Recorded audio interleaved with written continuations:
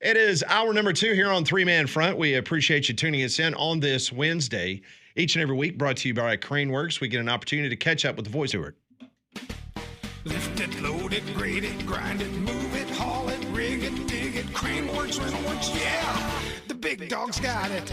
Crimson Tide Network's Chris Stewart on Three Man Front is brought to you by Craneworks. Lift it, buy it, rent it. The big dog's got it. Oh, Chris Stewart. Chris joins us on the Higginbotham Hotline. Chris, I hope you're doing well on this Wednesday. Man, I am doing great.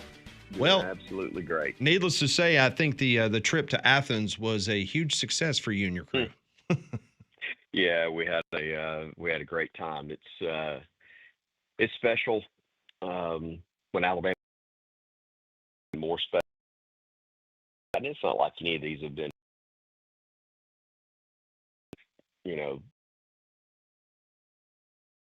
pretty dominant, taking 10 out. Setback, obviously.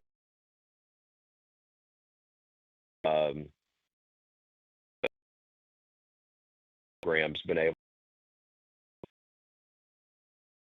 times, obviously. So I just had player in that Labor Day game years ago.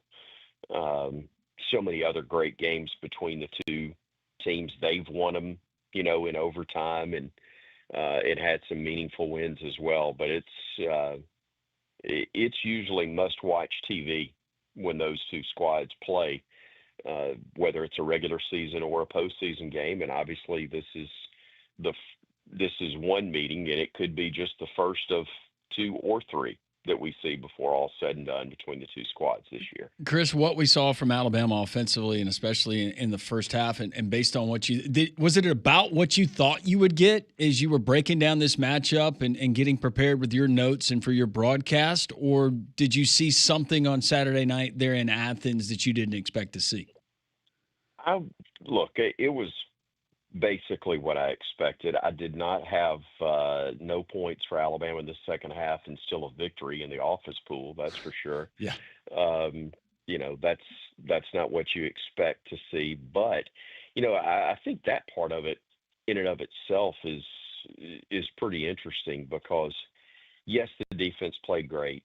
And, yes, they, other than the one score, didn't give up anything else. And obviously, Kirby rolled the dice a couple of times and it didn't pay off, where they may have been able to get 3, if they just settle for a field goal try. And I clearly the way it plays out, would love to have that back. But another, part of it is just that even though they didn't get points, the offense had some big drives in the second half. After you turn them away on downs, get the 4th down stop deep in the red zone, you get the ball out of, you flip field position. And even though you don't score, you don't go 3 and out, put your defense right back out there. You gave them a chance to catch their breath a little bit. You did change field position. The job that was done in special teams, the way that Blake Dowd handled the punting duties, and Connor didn't have a good attempt on the 44-yarder, but he made one earlier and obviously converted the extra points. Those are things that matter. And I thought the fact that they were able to minimize Georgia in the second half with the defense, but also offensively possess the ball. Final 3:21 is a prime example. No points in that drive, but no chance for Georgia to come back and win because you didn't give it back to them. Chris, in regards to 2 of the injured players, and man, they played a lot of snaps. Jam Miller made huge contributions. Tim Keenan played more defensive line snaps than anybody else on that unit. Just your thoughts on those 2 guys coming back and making a difference. Well, it's not just those 2 guys, but I think at least I did. I won't speak for everybody, and certainly not the coaching staff, but I undervalued just how big they both were especially Jam. I mean, we knew Tim was big, and in the middle, the disruption that he can cause both in the run game and also making it, you know, chewing up enough traffic in the middle that everybody else can provide some pressure in the pass rush. Those are his presence was huge. His leadership was huge. It was something that was badly missed against Florida State, obviously. Um, but at the same time, even though Jam didn't have phenomenal numbers in the run game, he along with Kevin Riley were a huge piece of the offensive success. The creativity that was used as well by Coach DeBoer and Coach Grubb in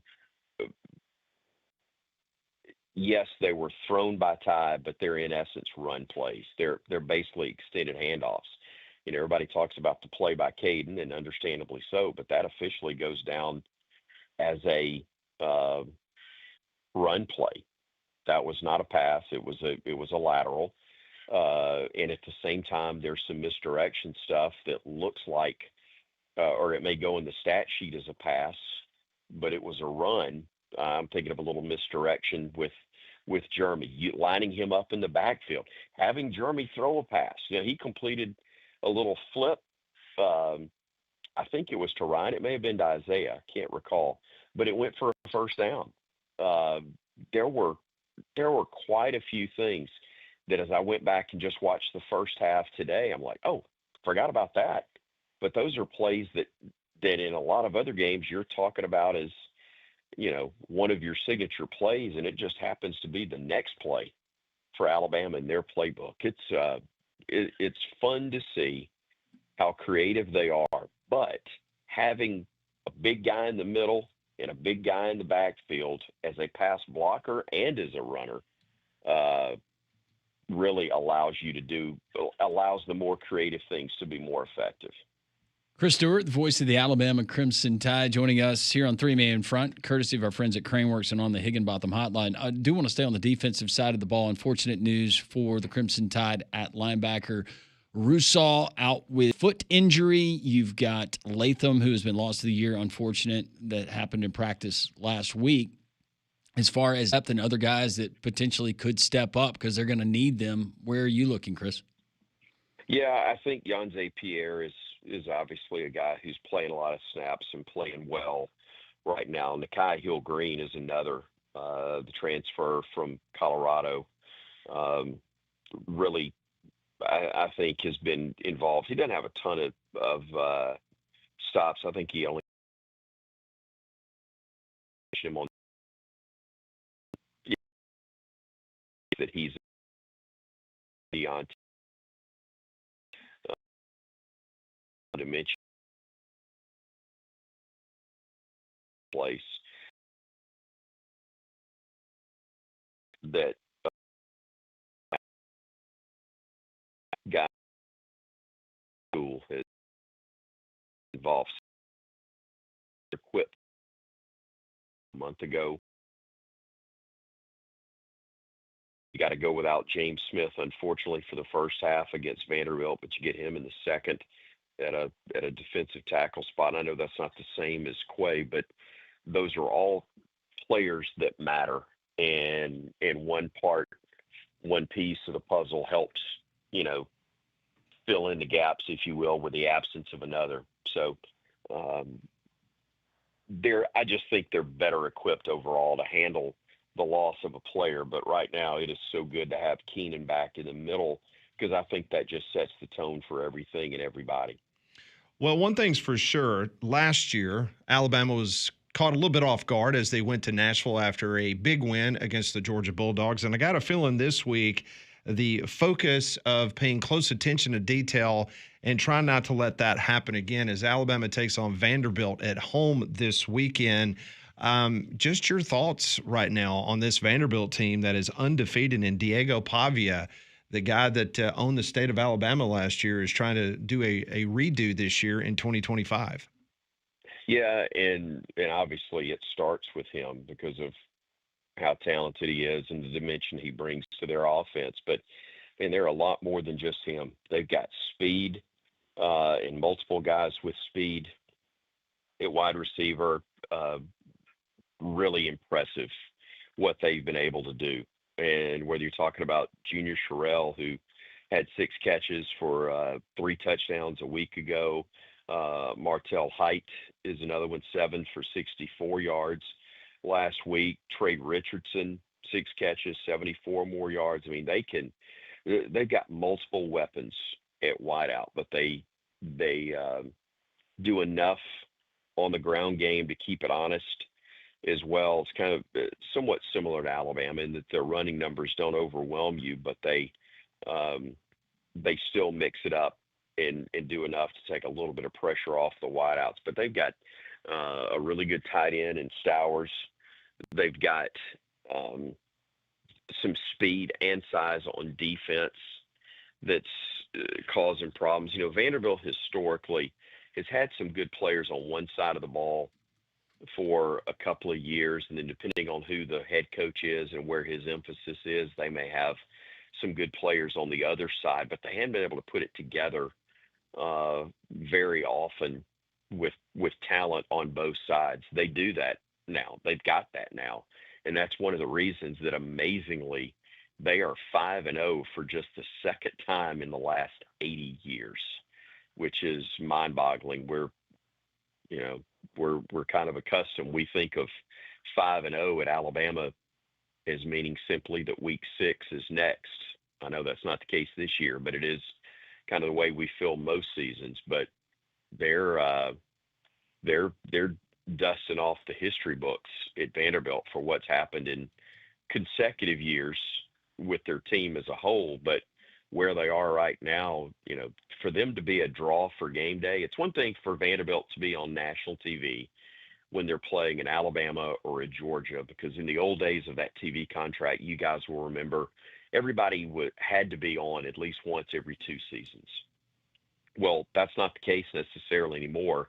And game day's not coming to town just because it's Bama. Right. They're coming to town because Vanderbilt's a national story on top of the fact that it is the Crimson Tide. It certainly is. Diego Pavia, not even from a player's perspective, but from a persona and how he carries himself, he's certainly good for what we do. You know that. But yeah. Diego Pavia, if we go SEC storied, Johnny Manziel, Steve Tannehill, which one is he closer to? I'm going to say Manziel, I think, because of the size. Both of them are crazy. Talking about Tannehill or Manziel, I don't know that Pavia falls into that category. Colorful, but I don't think he has the downsides unless, you know, I've just missed it. There were some major downsides to both Tannehill and to Johnny Football. Manziel. Johnny Football. So I just think in terms of maybe not fitting the mold, you know, when they list you right at 6 feet, you know, that ain't the case for a quarterback.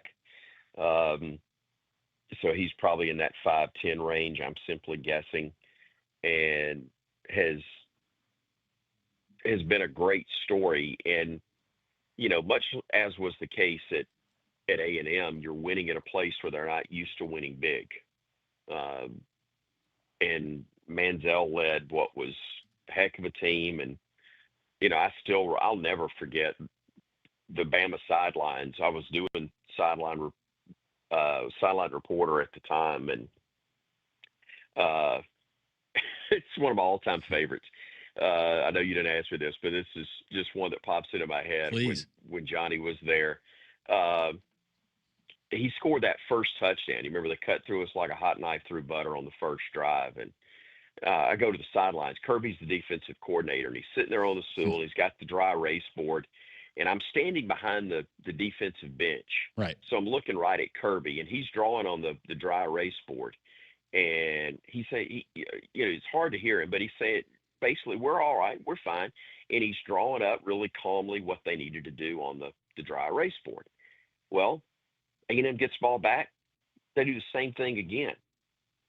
He's back in the same spot 5 minutes later, trying to be calm, but there's a little more urgency in the way he's drawing on that board. It happens again. And by the time I get back there, he's about to throw his arm out of socket. He's drawing so fast and drawing all over the board. And about that time, I look up and here comes Saban. And I'm thinking, all right, this is one of the greatest defensive minds of all time. And he's going to give this phenomenal insight and words of wisdom. And I look and he just starts shaking. And he goes, "You got to get him." And then he turns and walks back. That was what he gave him. You got to get him. That was it. No scheme, no how to get him. It was, you got to get him. And thankfully, the rest of the day, Bama did, but not enough. They still lost, but that was one of the all-timers. It took everything in me to keep from dying laughing right there on that set. But between Kirby having needing rotator cuff surgery after drawing that up and all that the greatest mind ever has is you got to get him. That was pretty cool moment. Greatest coach of all time, and saying you got to get him, which is something that I've had most of the female family members during the course of a game and watching it on TV. How many times have you heard, "Get him, get him"? Yes, exactly. That's exactly right. But it's true, and that goes back to what he talked about for years and still does. It's about players. We can draw stuff all day long, but there comes a point whether it's offense or defense, you got to make a play. And that day, Johnny made more plays than we did. That was the difference. Well, if Johnny, or not Johnny Manziel, but Diego Pavia, if he'd like to get a little taller, he can call and our friends at Craneworks because they've got a scissor lift. They got all kinds of lifting apparatuses. That rental works. Any of your machines. You've also got as well. Like me, you got on the crane. Get a quote. Bill. All right. Bill.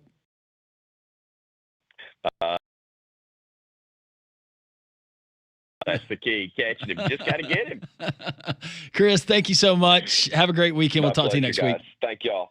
Chris Stewart, voice of the Alabama Crimson Tide, presented by Craneworks on the Higginbotham Hotline. You deserve solutions that are built for you. Higginbotham is your financial and HR services. Some very interesting takeaways, what Chris just told us. We'll get to him next on Three Man Front.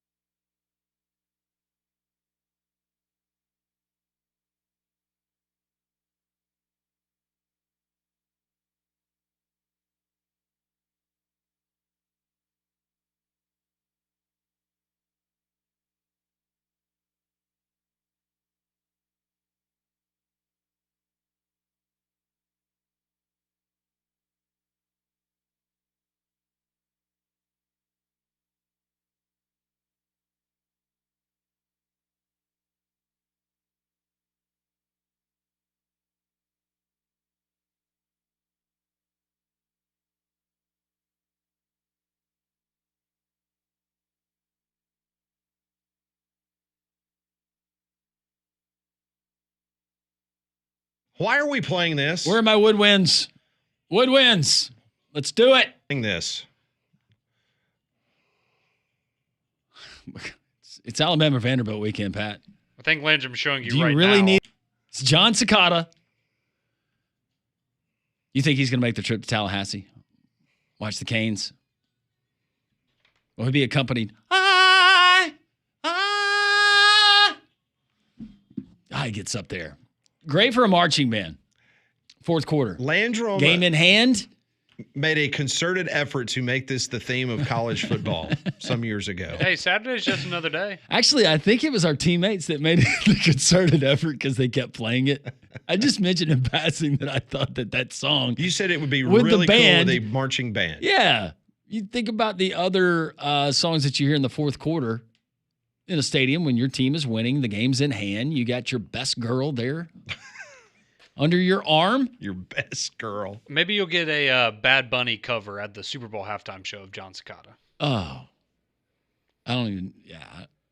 But it'll be all in Spanish, so you'll have to. You're going to have to educate me on Bad Bunny. I can't. I know he's very popular. That's all I got for you. He was great in Happy Gilmore too. Yeah, he was. He was funny. the caddy. That's right. He was Happy Gilmore's caddy. That's right. It was funny. Yeah, very entertaining. But yeah, I do not speak Spanish, so I do not understand his music. But that's just kind of what that is. But it is a good time to remind you that it is that time of year again where you may be running the AC during the day, but turning on that heat at night, and that puts stress on your home comfort system, and that is why you need a Train. They've been named America's most trusted brand now for 11 consecutive years, so you know you can count on the reliability of a Train to keep your home and family comfortable for years to come. To learn more, go find them online at train.com. So the UFL, they have opened their free agency portion of the roster building. And the reason I bring this up is because the Stallions just made a big signing in the UFL, as the Stallions have signed running back Tyrion Davis-Price out of LSU. I think he had a cup of coffee with the Titans and a couple other NFL teams, but he had 1,744 rushing yards and 15 touchdowns at LSU, averaged 4.6 yards per carry. Do you remember when he set the all-time LSU rushing record with 287 yards rushing in a game? He was drafted into the third round by San Francisco, spent time with the Eagles, Titans, Packers. Limited time in the NFL. He only had 43 carries, but he is now going to make Birmingham, Alabama his home as the running back for the Birmingham Stallions. Okay. Well, welcome to Birmingham. Giddy up. Good pickup. I wonder what that means for C.J. Marable, and I'm trying to remember. Ricky Parsons. Yeah, but who was the kid that we had? He was injured half the time. Former Missouri running back. Oh, yeah, I know who you're talking about. You know what I'm talking about. If he wasn't hurt, I probably would have remembered his name. Stallions have done a good job of building depth, though, and their history here over the last 4 years. They've done a really good job of having that next man up mentality. And yeah, someone with SEC experience, that's not bad. Like you said, Pat, he was a nice player there in Baton Rouge. Sure was. Very good. So we'll have him and welcome him and the whole team.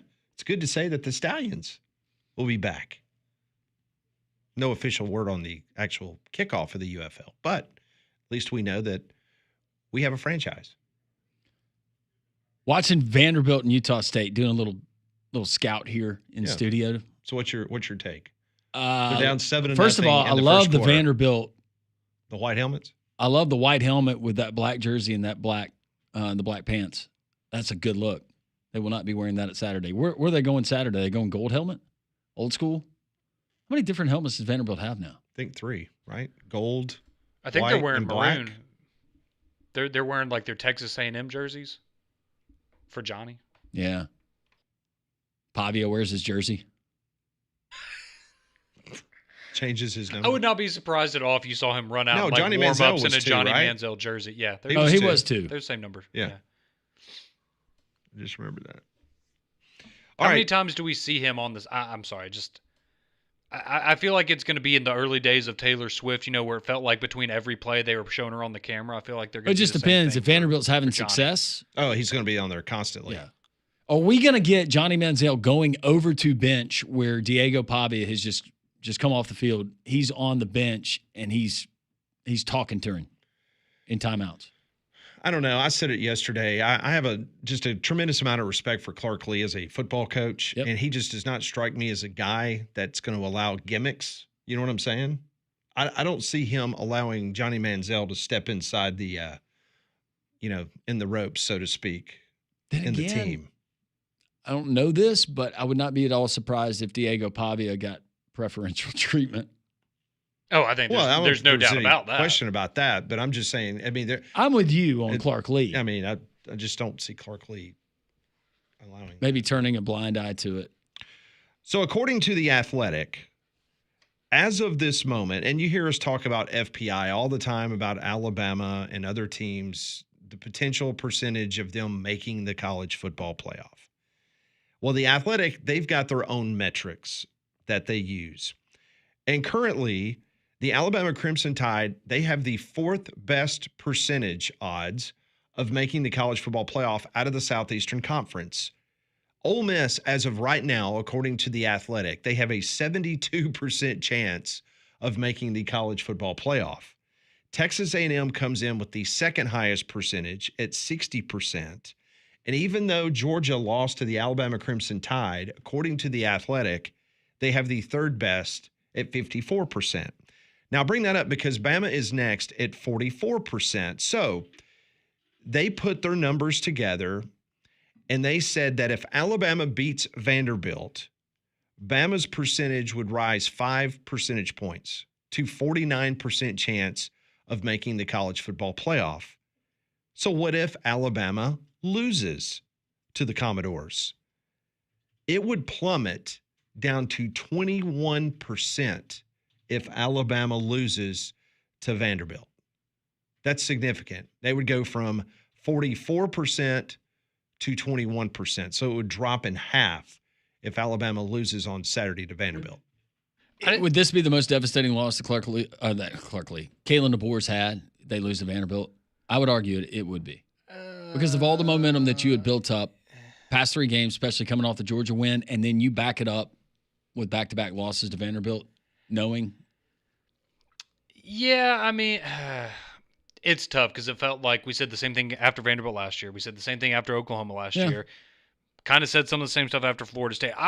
For me personally, I still think it would be the Oklahoma game last year because you knew if you won that game, you were going to play a not very good Auburn team and have a chance to make the playoff, and you still crap the bed like that, and you only scored 3 points. Now, if, like Diego Pavia said in his interview with Chris Lowe, and it's not close and Vanderbilt rolls in and wins 45-24, then yeah, I think you would make that argument that it is the most disappointing loss. But it's just, I'm fascinated. So where did you say those numbers came from? The Athletic. Okay.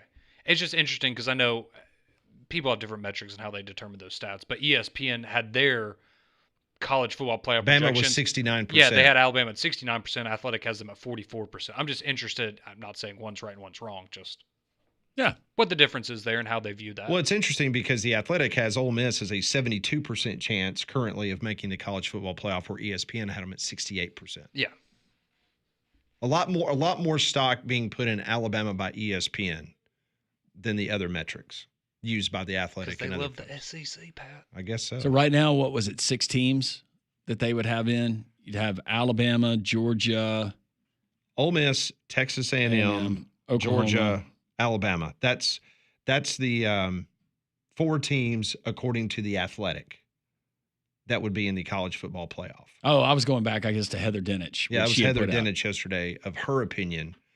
But yeah, according to the Athletic, there would be 4 teams making the college football playoff. Ole Miss would be a 4 seed, A&M a 5 seed, Georgia 7, Alabama a 10 seed.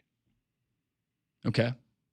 And the 1 week change for Alabama, they went up 16 percentage points after the Georgia win. But if they lose to Vanderbilt, they're going to drop 23 percentage points if you lose to Vanderbilt. So this is kind of a dicey situation if you look at the Athletics metrics. We will continue this conversation. Hope to hear from you. We're going to get to the text. Yeah, we need to get to. Yeah, we got to get to that. Also, big news this morning. Snitker, he retires as the manager of the Brand, and also Bobby Petrino on the coaches call just a couple minutes ago. He had a thought about him taking over the Hogs. All that straight ahead on 3-Man Front.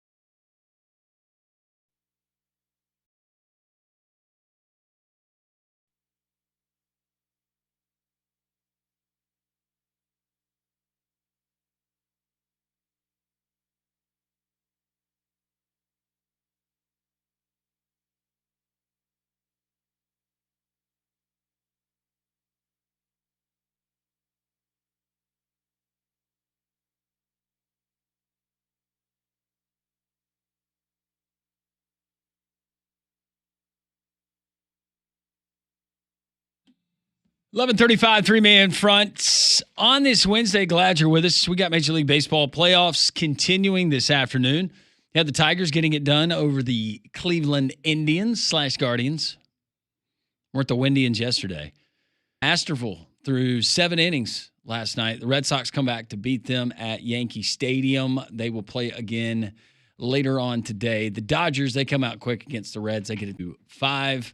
And it was the Cubs, 3-1. Over the Padres. Speaking of Major League Baseball news, in case you missed it, Brian Snitker will not return as the Braves manager for the 2026 season. He's going to stay on as a senior advisor, consultant. He's going to remain with the organization, but it will be more of a hands-off role. Some of the early names being mentioned to replace Brian Snitker as manager of the Braves. David Ross, mentioned him, 48 years old. A Bainbridge, Georgia native, played at Auburn, played at Florida, World Series in 2013 and 2016. Also played with the Braves 2009, 2012. Managed the Cubs most recently 2020 through 2023. Mark DeRosa, mentioned his name. Joe Madden. What about that one, Pat? Interesting. Eclectic fella. Had success, obviously, in Tampa.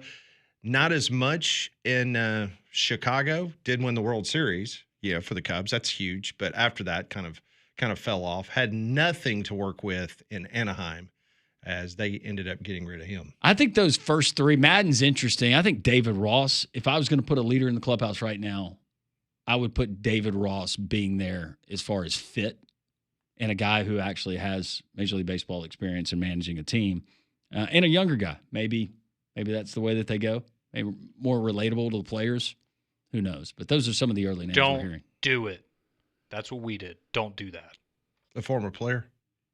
Well, just we need somebody that's going to tell all the players how great they are and never criticize anybody and just give them a pat on the butt every game and say, hey, good job. You just lost 4-1, but everything's right in front. You don't want that. A famous manager once stepped in his clubhouse and told everybody, if you want a friend, go buy a dog because I'm not going to be your friend. I'm your manager. It's a good quote. Gotten too close to that in sports in general. What was David Ross? How was he received in Chicago? Because he played in the same division as your Cardinals. Yeah, I mean, they loved him.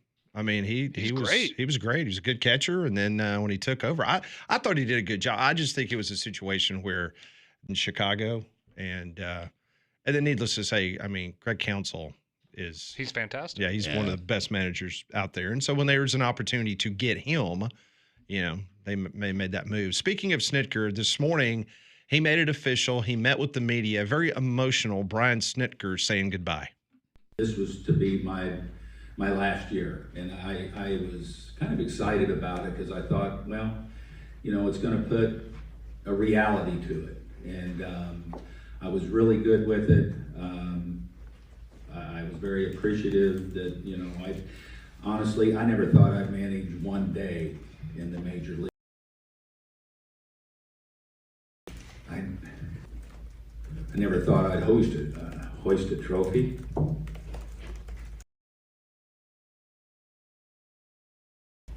Or be around a group of guys that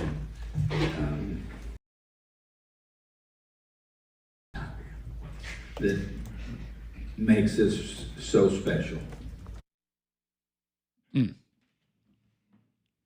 I appreciate you, Snit. As a Braves fan, appreciate what you did, and you did it in just a first-class way. And, yeah, Brian Snitker, he is a Braves Hall of Famer for sure. So we'll see where the Braves want to go. A lot of reaction on the text line, 205-834-9450. That's your best way to interact with us. Our buddy Pat texted us and said, hey, picking you guys up here in Mobile. Well, that would be Jocks Mobile. 660 AM, 104.1 HD3. Also appreciate Jocks Montgomery. They're on 740, and our friends up in North Alabama on the Absolutely. Thanks wherever you're tuning in. Posey on Bad Bunny. Let's see if Conrad agrees. I do know Bone Thugs and Harmony. Yeah. What about them? It's the first of the month. Get up, get up. Right? Yeah. Is there a relation to Bad Bunny that I'm not? He said Bad Bunny is like Bone Thugs. You have no clue what they're saying, but it makes you bob your head. I was about to say, like, if I'm on the beach and somebody played Bad Bunny, I'd probably be cool with it. But again, it's hard for me to listen to music that I can't understand the words to, which I know some people would think is ironic because I listen to rap music. But tell me what you gonna do in judgment. I'm sure he's very talented. Young Bull texts into the show. Birdie told me Bama defensive staff is worried. Bama defensive line is beat up. That coming from Young Bull. It would make sense. Don't think a little birdie had to tell you that, but yes, yeah. I think that's a fair assessment. I think coaching staffs worry week to week. Doesn't matter who they're playing anymore. Everybody's got players. Mm-hmm. You're just wondering what's going through the head of yours. Yes. Uncle Jerry from Hayden checking on his favorite nephew, Conrad. He says, I love the show, listen every day, but that song makes me want to throat punch whoever plays it. Conrad played it, your nephew. It has nothing to do with football or anything sports related. Sounds like something RW would listen to while playing with a stuffed animal and getting his nails done. Wow. That was in reference to the John Cicada song that we played earlier. That is one of Landrum's all-time favorite songs. Have you ever heard Hang On Sloopy with a band in the fourth quarter at a football game? I have. Yeah. What does that have to do with football? Or Sweet Caroline being sung at now NFL games overseas. The premise of it all, Uncle Jerry, was these bands that play these songs in the fourth quarters of games, and I wanted something fresh, and I thought, well, maybe with the horn section, it's got a good beat, you could pull that off. And anyways, it took on a life of its own with my great teammates who then wanted to put it out there as our college football anthem for 2018 or whatever it was. Here's a little news before we get back to some text messages. Mike Rodak is reporting that Alabama safety Keon Sabb, who was not on the field towards the back end of the game against Georgia because he had a hit on Zachariah Branch, and he was taken out of the game because if you remember, Dre Kirkpatrick was in the game on the back end of the game, the outstanding DB from Gadsden City. According to Mike Rodak, Keon Sabb will play against Vanderbilt. Does he have to? Oh. I'm sorry. No, you're talking about Damani Jackson. Damani Jackson? I mean, The guy's still running for Georgia. Damani was bad, but I mean, Keon's left a little something to be desired, I feel like. But hopefully he's healthy and turn that around this Saturday. More text. Tom and PC says, keep talking, Diego Pavia. You're going to be on your back all day. Yeah, if you missed it, Diego Pavia did an interview with On3. And in this interview, he said, I just focus on us, but I know we've got to bring it. That's for sure. The crowd, I think it's going to be a big factor in the game. But we just got to play within the white lines. If we do that, if we play our game, it won't be close. If we play our game, it won't be close. So Diego Pavia thinks that if Vandy plays their game, the game's not even going to be close. Drake texts in and says, out here working, came across a street named Landrum Drive in Altoona, Alabama. Maybe I got kinfolk there. I don't know. I heard Dave Bartuz say that a 9-game SEC schedule may hurt the league. They already lead college football in injuries due to physicality. Said that this will lead to parity and a bunch of teams clawing for a wild card. Well, and we brought it up the other week, but you also have the situation now where, we thought it was going to be the even playing field, right, with the 9-game conference schedules, and the SEC's come out and said you're going to have to play a 10th game against a non-conference Power 4 team, and the Big Ten sitting there saying, we're not doing that. We're just going to play our 9 conference games. You can go schedule 3 cupcakes if you want to. So that won't help the SEC either. Jason texted into the show. He said, I'd rather listen to Bama haters' phone calls complaining while Rusty Wallace is giving an interview on TV in the background than listen or watch Big Bunny. Wow.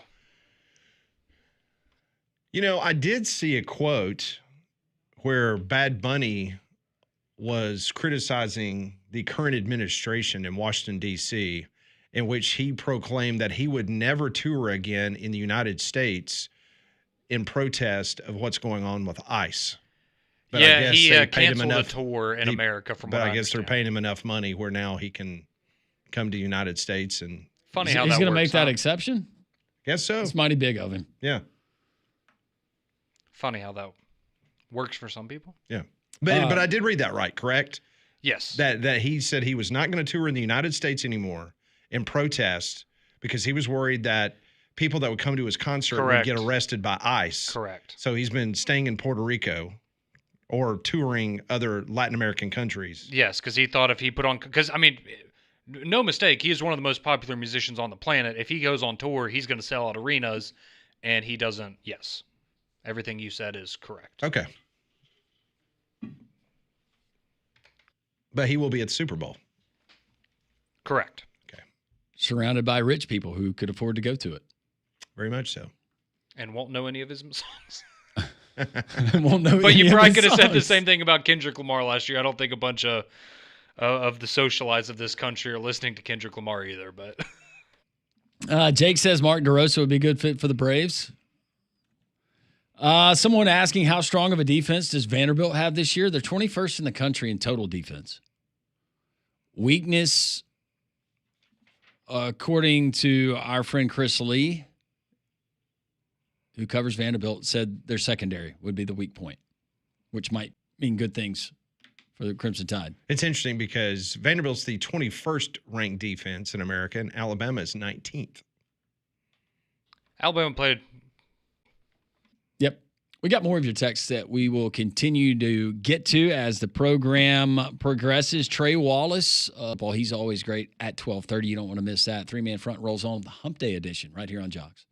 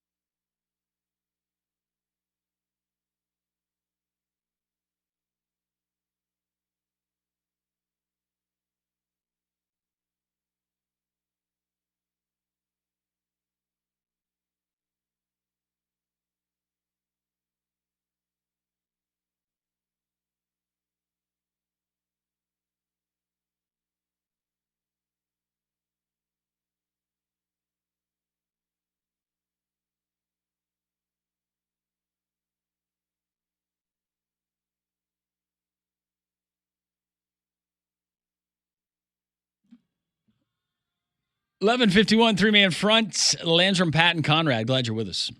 Elko, did you see this, Conrad? What he's instituted because of all the penalties?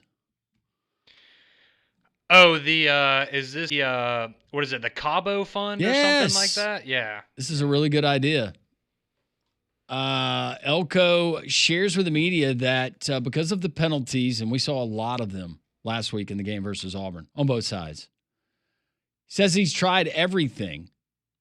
So today we started was the Texas A&M football coaches Cabo Fund. So what's going to happen now is every time one of our players gets a penalty, they're going to contribute to the Cabo Coaches Fund. He said, we'll see if that works, but I don't hate the idea. No, as long as there's no, sort of, repercussions for, you can't fine your players or some loophole like that. I am all in favor of these guys are getting paid. If they're not performing, they're, going out there making stupid decisions, whatever, getting penalized a lot, absolutely hit them in the pocketbook. I have no problem with that. I think that's a great idea. We'll just see if there's any pushback on that from the NCAA or anybody. But yeah, no, you're getting penalized a lot. Yeah, we're going to go to Cabo and have a great time in the off season. Never been to Cabo. Me neither. Bobby Petrino, he's the new head coach of the Arkansas Razorbacks. He was on the SEC teleconference this morning. This is what he had to say about talking with his team. Well, we had a team meeting Monday, and I thought it went very well. We got a lot on the table. There's some hurt feelings, obviously, with Coach Pittman not being here anymore and a couple of the defensive guys not being here anymore. And I understand that, and the players understand that they need to move on and have a great finish to the next 9 weeks so that they can be marketable, whether that's going into the NFL, staying here, or transferring. They need to have a very, very productive 9 weeks, as do I and the assistant coaches. So we've just been trying to focus on that. I sure liked Sam Pittman better. Yeah. It's an interesting. I mean, I get what he's saying, but you're also essentially saying, hey, yeah, everybody, let's go play hard so you can audition for whoever you're going to transfer to in the offseason. It would not shock me at all, though, if Arkansas doesn't play lights out the rest of the year. I don't know, personnel-wise, where they are. What if they just look incredible? Wouldn't surprise me. It's just crazy because you can go back to, and I understand you could do this for a lot of teams, but you go back over Sam Pittman's career. What happens if you don't fumble late in the Ole Miss game a couple weeks ago? What happens if you don't fumble at the goal line a couple years ago against Texas A&M? Because that's when it felt like that game a couple years ago that Arkansas was winning. They were about to score, and KJ Jefferson fumbled in the end zone, and A&M ended up taking the fumble.